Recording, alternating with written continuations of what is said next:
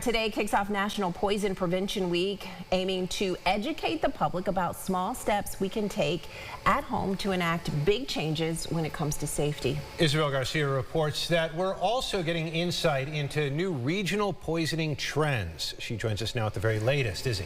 Hi, yes, good evening to both of you. We heard today from leaders at the Upstate New York Poison Center. As a mom, I can tell you, I've definitely called them before. Great information and resources there. Now, while they're part of a national organization, the group covers 54 counties in New York's chapter, with local experts on hand for information to help guide the caller through any concerns. The big focus for Prevention Week is safe storage.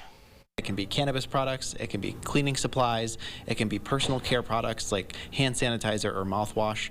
It's little things that just a few seconds can make a difference for a kid. William Eggleston is the Assistant Clinical Director at the Upstate New York Poison Center.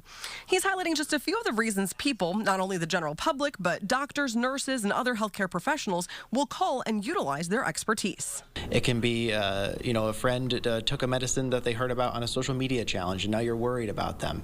We're there for that as well. You could spill some chemical on your arm at work. We're there for that as well. Or you could even be in the hospital, and we get calls from hospitals for help with patients all the time. Eggleston notes a majority of calls they take are for unintentional poisoning concerns, like a toddler biting into a laundry pod, and data is showing an increase in accidental cannabis edibles among children. There is also an emerging trend of an increase in what are deemed to be intentional poisonings. These can mean you're using something differently than it should be used, or it can mean you're taking it to potentially try to harm yourself or in a suicide attempt. And if anyone you know is struggling with or having thoughts of harming themselves or of attempting suicide, a national resource like 988 is a great place to call. Ultimately, the big takeaway, give yourself permission, or the assignment, if you will, for this National Poison Prevention Week to take action. But we also really stress the importance of locking dangerous things like medicines up, not just to keep them out of the hands of young kids, but also help to keep them out of the hands of maybe teenagers who are looking to experiment, or folks who are going through a rough time. And so certainly we're a resource. We're there to answer questions. And items like these locked pouches or boxes are highly recommended, with decent affordable options, less than $20 typically at major pharmacies like Walgreens.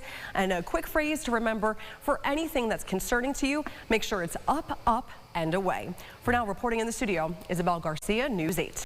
Get the Rochester First streaming app today for everything you love from News 8 on demand. Plus exclusive shows you won't see anywhere else. Search ROC and download for free on Roku, Amazon Fire, and Apple TV.